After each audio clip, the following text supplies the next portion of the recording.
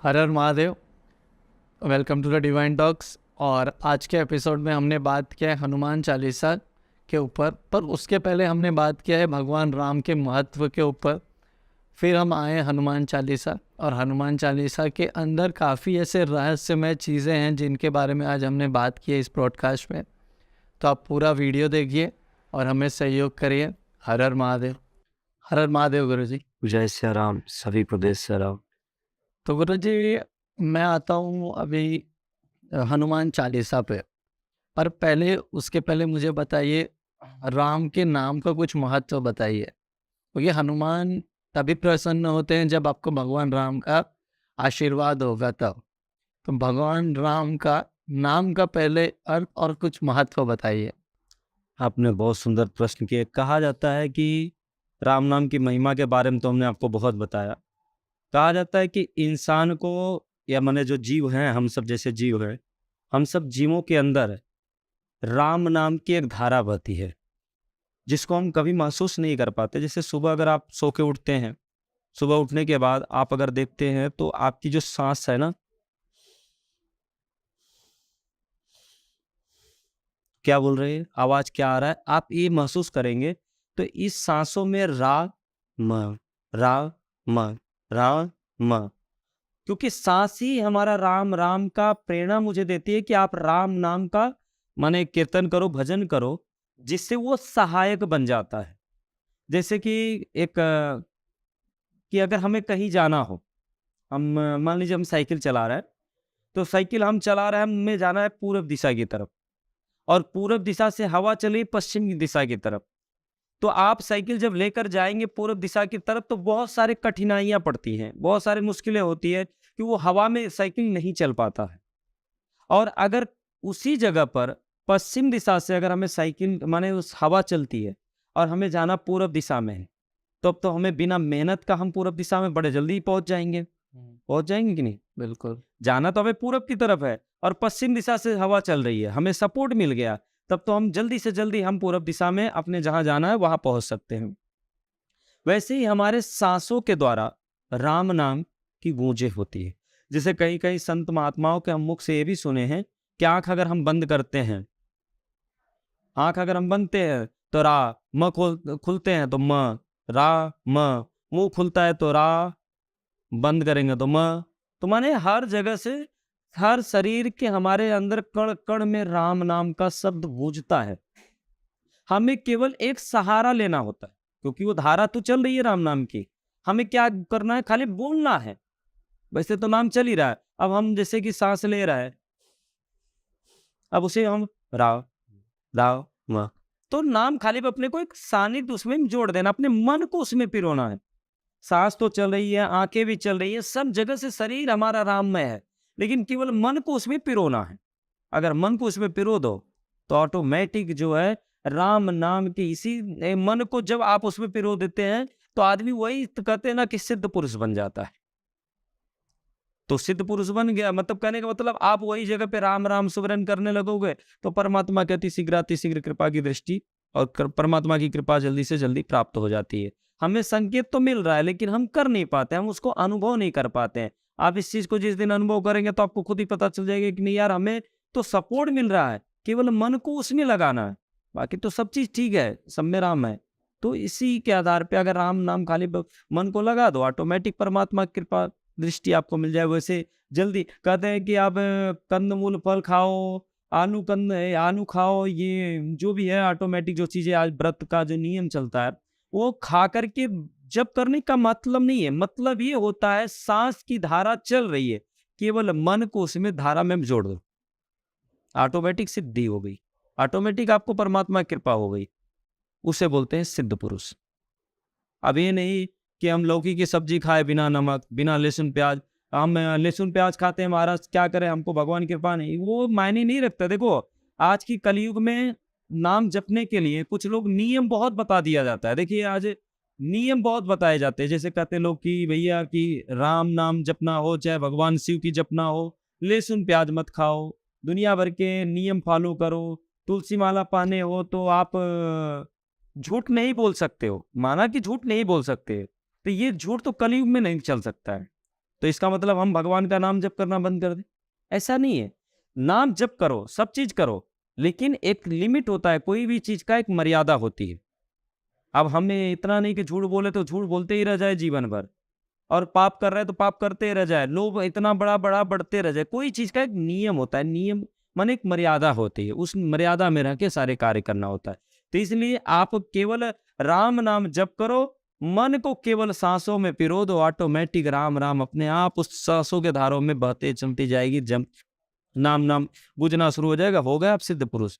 आप क्या खाते हो क्या नहीं पीते हो, केवल इतना है कि मांस मंदिरा भक्षण ना करे, मांस मंदिरा भक्षण ना करे। आप लहसुन खा रहे तो खाओ, प्याज खा रहे तो खाओ, कोई दिक्कत नहीं। अगर बचे तो बचाओ, उससे भी अगर बच सकता है तो बचाओ, नहीं बचा तो कोई दिक्कत नहीं। लेकिन आप नाम का, भगवान नाम को सांसों में पिरोए, बस हो गया। इसी के द्वारा भगवान की सिद्धि प्राप्ति होती है। इसीलिए कहा जाता है राम नाम का सार और राम नाम की महिमा इसी सांसों में जब पिरोगे तब। बाकी महिमा तो हमने आपको पहले भी बता दिया था कि भगवान के नाम का महिमा कैसे करना है, और उस महिमा का नाम का महत्व तो क्या मिलेगा, क्या फल है, वो तो आपने बनाया भी था, तो जिससे लोग भी समझ सकते हैं इस चीज़ को। लेकिन बिल्कुल। अब हम आते हैं हनुमान चालीसा पर। हनुमान चालीसा अगर हम पढ़ने जाएं तो उसमें बहुत सी ऐसी चीज़ें हैं जो आज एक व्यक्ति अपने ज़िंदगी में उस चीज़ से जूझ रहा है, चाहे वो नौकरी से हो, शांति से हो, तबीयत हो, यहाँ तक कि उसमें साइंटिफिक चीज़ें भी बहुत कुछ है। तो कृपया आप हनुमान चालीसा का महत्व, वो हर चीज़ को एक संदर्भ में हमको बता सकते हैं? बहुत सुंदर आपने प्रश्न दिया है। कहा जाता है कि सबसे पहले तो मैं आपको ये बताऊं, ये हनुमान चालीसा का महत्व क्या है। शरीर के अंदर कितने प्राण होते हैं? 5 प्राण कहे जाते हैं। प्राणाय, अपानाय, उदानाय, समानाय, व्यानाय, स्वाहा, ऐसे 5 प्राण है। जब पांचों प्राणों में विकृतियां आ जाती हैं, तब हनुमान जी महाराज जी हमारी रक्षा करते हैं। जैसे कहते हैं ऑपरेशन होता है तो डॉक्टर बोल देता है भैया जीवित हो जाएंगे, क्यों? क्योंकि वो इसको इतना ये भरोसा इसलिए है कि अभी 3 प्राणों में वो साहस है कि जो हम जीवित कर सकते हैं। अगर आप डॉक्टर को बोलो 5 प्राण की उसका खत्म हो गया, 5 प्राण की जो एनर्जियां होती है, जिन ये आपको योग में मिलता है, योगों में आपको पता चल जाएगा। तो उन 5 प्राणों में अगर जब लास्ट एक प्राण रह जाता है, तब वहां डॉक्टर बोलता है भगवान के हाथ में, तब भगवान के हाथ में, ऐसा डॉक्टर बोल देता है। तब वही भगवान के हाथों में जब ये बातें जाती है, तब कहा जाता है कि उन 5 प्राणों में जब विकृति प्रवेश करती है, तब वहां पर हनुमान जी की आराधना करने से उन 5 प्राणों की विकृतियों को, माने जो विकार चीजें, उनको दूर करके उनको स्वच्छ हनुमान जी करते हैं, जिससे व्यक्ति पुण्य आत्मा बन जाता है। 5 प्राणों की विकृतियों को दूर करने से, मैंने संत महात्मा जी थे, उनका बड़ा सुंदर नाम था, जो कि राम किंकर जी महाराज जी के नाम जी से जाने जाते थे। इनके हम एक बार ऐसे सुने थे, सत्संग उनका सुंदर सुने थे। तो उन्होंने कहा था कि हमारे शरीर के अंदर से 5 प्राण विकृतियों का जब बढ़ावा होता है, तो हनुमान जी उन विकृतियों को दूर कर देते हैं। तो अब हनुमान चालीसा का जो पाठ है, श्री गुरु चरण सरोज रज निज मनु मुकुर सुधार, अब वर्णो रघुवर विमल जस जो दायक फल चार। कि हनुमान जी जैसा न तो कोई गुरु है, और न हनुमान जी जैसा कोई ज्ञानी है, और न हनुमान जी जैसा कोई शक्तिशाली है, और न हनुमान जी की तरह कोई विशेषज्ञ ज्योतिषाचार्य या संगीतकार या प्रभु के गुण के गान करने वाले, गुणों के निधान भी है, सर्वस्व है हनुमान जी महाराज। अगर कोई व्यक्ति कहते कि ये जो हनुमान चालीसा है, ये हनुमान चालीसा हमारे शरीर में जिन जिन वस्तुओं की जरूरत पड़ती है, वह हनुमान चालीसा में हमें प्राप्त होता है। जैसे किसी व्यक्ति को कह दिया जाए भैया तू रामायण पढ़, तो रामायण नहीं पढ़ पाएगा, क्योंकि वो आज की जीवन भाग दौड़ की है, और श्री रामचरित मानस लेकर बैठेगा आदमी तो 2 घंटा 3 घंटा, यहाँ पर 1 मिनट 1 सेकंड पे एक ट्रेन छूट जाती है, तो आदमी बैठ के नहीं पढ़ सकता है। तो फिर क्या होता है भैया कि अच्छा ठीक है, आप श्री रामचरित मानस पाठ नहीं कर पाते, कोई बात नहीं, आप हनुमान सुंदरकांड का पाठ कर लो। सुंदरकांड का पाठ आप करो, जिससे क्योंकि श्री रामचरितमानस से छोटा है। आपको कहाँ 24 घंटा लगता है, इसमें 2 घंटा लगता है। तो आदमी के पास भी 2 घंटा समय नहीं है कि वो बैठकर सुंदरकांड का पाठ कर ले। कभी काल कहते कि शनिवार के दिन लोग कर पाते, क्योंकि संडे के दिन छुट्टी होने के नाते लोग कर पाते हैं। बाकी अगर आप रोजाना बोलो तो नहीं कर पाएगा आदमी। तो बोले भैया अब तो कलयुग में वो भी समय का अभाव है कि जो सुंदरकांड भी लोग ना कर पाए प्रतिदिन। बोले फिर? तब महाराज गोस्वामी जी ने क्या कहा कि अगर आप श्री रामचरितमानस नहीं पढ़ पाए कोई बात नहीं, आप सुंदरकांड का पाठ नहीं कर पाए कोई बात नहीं, कम से कम आपके लिए संक्षेप में हम हनुमान चालीसा, श्री हनुमान चालीसा हम लिख रहे हैं, जिस हनुमान चालीसा का पाठ करने से सारी मनोकामना पूरी होती। अब इसमें हनुमान चालीसा में क्या क्या मिलता है फिर फायदा, अभी हम आपको बताते हैं। जिसे कहा गया है कि आदमी रोगी हो तो नासय रोग हरे सब पीरा, जपत निरंतर हनुमत बीरा। धन की जरूरत है तो अष्ट सिद्धि नव नित्य के दाता, ईश्वर दीन जानकी माता। बहुत बड़ी विपत्ति संकट में, जो कि श्री हनुमान चालीसा से मैंने ये चीजें मैंने देखा है कि कितनी बहुत समय हमारे जीवन में बड़ी बड़ी संकट आते थे, बहुत बड़े बड़े संकट आते थे। मुझे हनुमान जी पे पूर्ण विश्वास था कि हनुमान जी का जब ये श्री हनुमान चालीसा का जब पाठ मैं पहले से करता था छोटेपन से, तो मैंने कभी इस चीज को अनुभव नहीं किया था ना, कभी मैंने इस चीज को मैंने कभी ऐसा उपयोग ही किया था कि ये चीजें करना, ये चीज करना। जब हमें ज्ञान ही नहीं था तो हम क्या उस चीज को ज्ञान करें, केवल पढ़ना है, हनुमान जी की भक्ति करते थे, बस ये मुझे जानकारी थी। तो जब हम कुछ समय जैसे 8-10 साल 12 साल 15 साल पहले बहुत सारे संकट आए जीवन में, तो संकट कटे मिटे सब पीरा, जो सुमिरै हनुमत बलबीरा, केवल यही जपता था। जपते जपते क्या हुआ, सारे संकट जो आ रहे थे, जो आने वाले थे, जो बहुत बड़े हमारे लिए पहाड़ बने थे, केवल इस चौपाई माने संकट कटे मिटे सब पीरा, जो सुमिरै हनुमत बलबीरा, सारे संकट दूर हो जाते हैं। रोग हो नासै रोग हरे सब पीरा, सारे रोग दूर हो जाते हैं। धन की जरूरत हो तो अष्ट सिद्धि नवनीत के दाता, असवर दीन जानकी माता। कहते अगर गुरु की कृपा की प्राप्ति हो तो जय जय जय हनुमान गोसाई, कृपा करऊं गुरुदेव की नहीं। कहीं बंधन में जकड़े हो, बहुत सारे बंधन है कि मतलब अब हमें कोई मार्ग नहीं दिख रहा, हम कहाँ जाएं।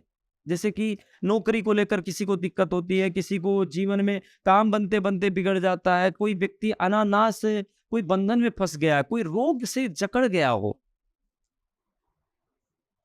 जो 7 बार पाठ कर कोई छूट ही बंदी महासो। हनुमान जी महाराज जी का ये 100 बार जो हनुमान चालीसा पाठ कर ले, सारे बंधन से मुक्त हो जाते हैं। भूत प्रेत जिन बेताल, आज के कलयुग में बड़े भूत प्रेत हैं, कुछ ग्रहों से पीड़ित है, कोई अपने पूर्वजों को जो पितृ बन के परेशान करते हैं, कुछ लोग कहते हैं भैया ऊपरी बाधा है, तंत्र बाधा है, तो भूत पिशाच निकट नहीं आवे, महावीर जब नाम सुनावे। क्या चीज आपको हनुमान चालीसा में प्राप्त नहीं है? श्री हनुमान चालीसा में आपको कौन सी ऐसी वस्तु की जरूरत है कि जो ना मिले? आप किन वस्तु को प्राप्त करना चाहते हैं? सारे वस्तु पड़े हैं। इसमें कहते हैं कि गुरु की कृपा, बल की पावर, और बुद्धि की, जैसे मैंने बताया जय जय हनुमान गोसाई, गुरु की कृपा भी पाना चाहते हो तो हनुमान जी आपको काफी कृपा इसमें प्राप्त कर देते हैं। बंधन हो तो बंधन से दूर हो जाते हैं। भूत प्रेत जिन्न बेताल अगर परेशान कर रहा है, ये बोले तो आज के कलयुग में ये बहुत बड़ा अमृत है हनुमान चालीसा। अगर व्यक्ति एक बार अगर पाठ करके निकले तो उसके ऊपर हनुमान जी की बड़ी कृपा, उसके ऊपर बहुत बड़ी कृपा बनी रहती है, केवल एक पाठ करने से।